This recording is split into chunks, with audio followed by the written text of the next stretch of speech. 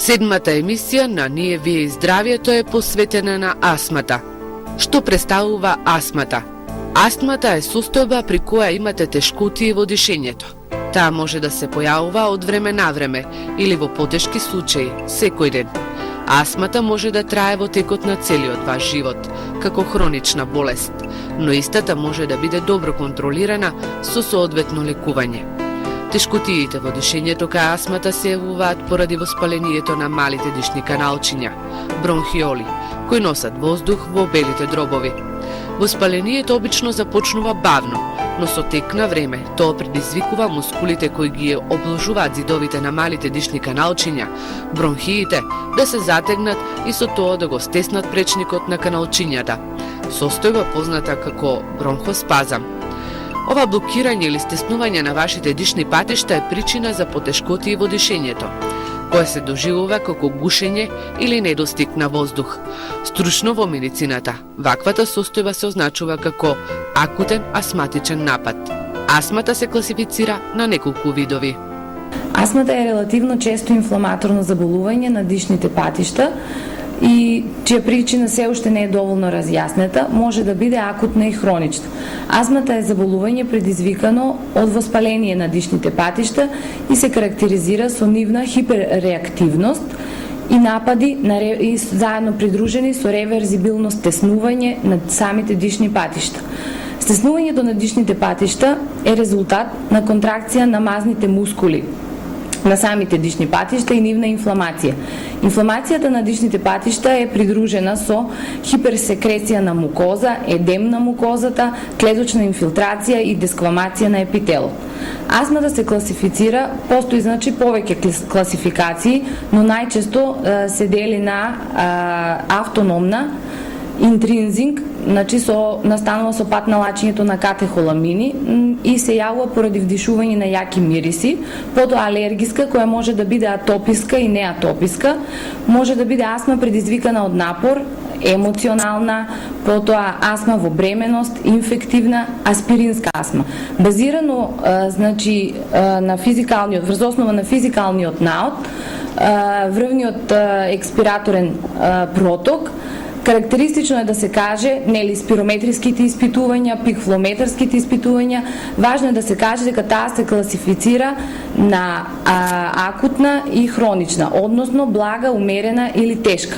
Болниот кога нема напад се чувствува потполно здрав, но нападите најчесто се јавуваат ноќе. Најчестите причини за појава на астма според лекарите се: астмата може да трае во текот на целиот ваш живот како хронична болест, но истата може да биде добро контролирана со соодветно лекување. Па затоа и треба да ја навреме откриваме дури во самата детска возраст додека се јави, но најмногу би било при некои одредени болесни состојби кога постојат обични настимки да се првите диагнози постават уште во тоа време. Бидејќи астмата може да се наследува и фамилиарно.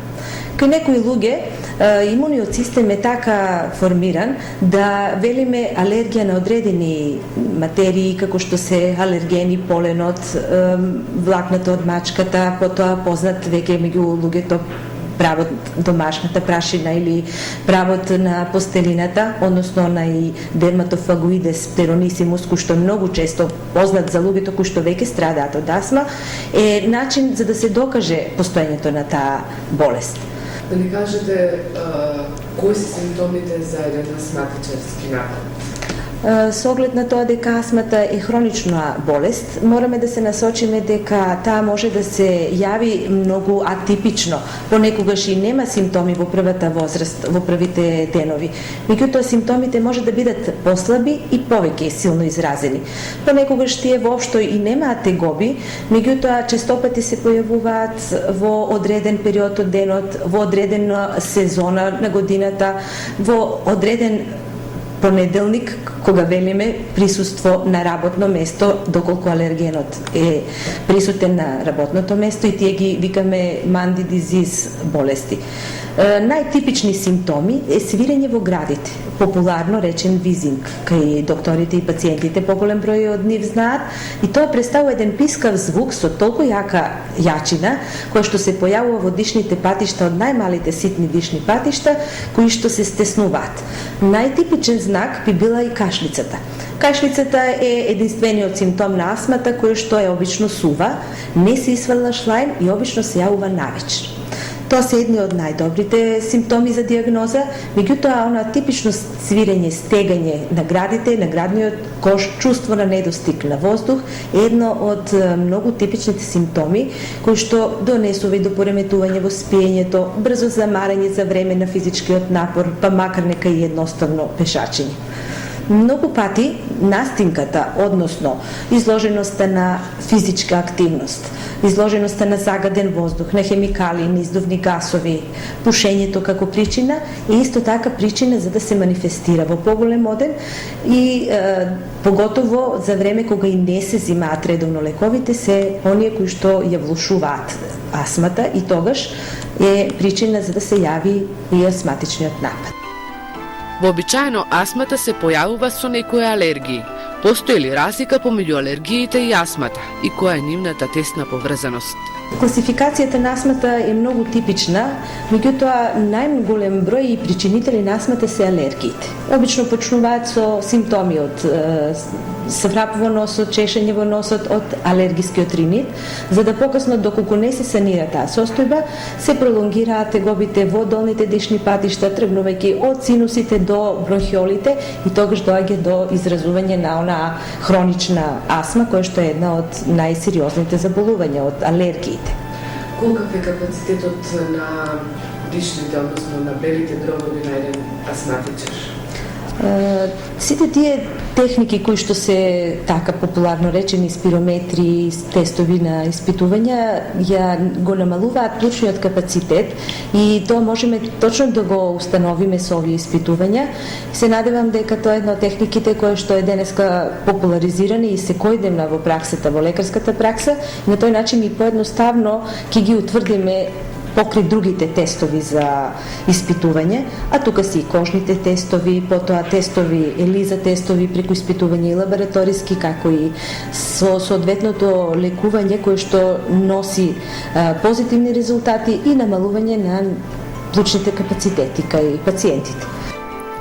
За секоја болест постојат ризик фактори, така и за астмата, па се поставува прашањето: кои се тие ризик фактори?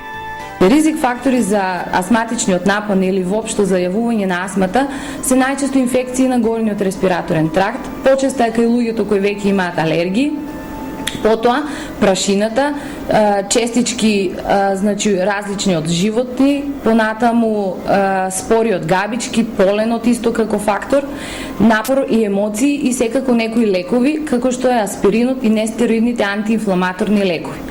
Во однос на клиничката слика, благиот напад обично почнува со стегање во градите, гушење, проложен експириум и карактеристична е надразнителна кашлица. За разлика од благиот напад, тешката клиничка слика на астмата е со значи гушење, потење, понатаму стегање во градите, болниот обично се потпира на рацете, настанува цијаноза на вените на вратот и карактеристично е тоа што се јавува тахипнеа или забрзано дишење.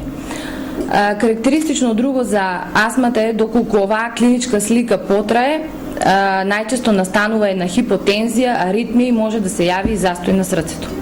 Поставувањето диагноза на астма се базира на историјата на болеста, симптомите, физичкиот преглед и функционалните тестови на белите дробови.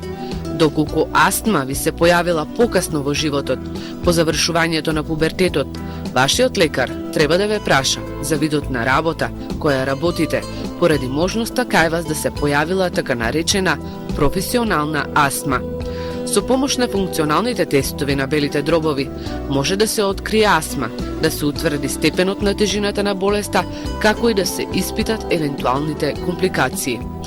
Лекувањето на астмата се одредува преку одредени тестови, преку рентгенски испитувања, меѓутоа лекувањето на астмата се една од најтипичните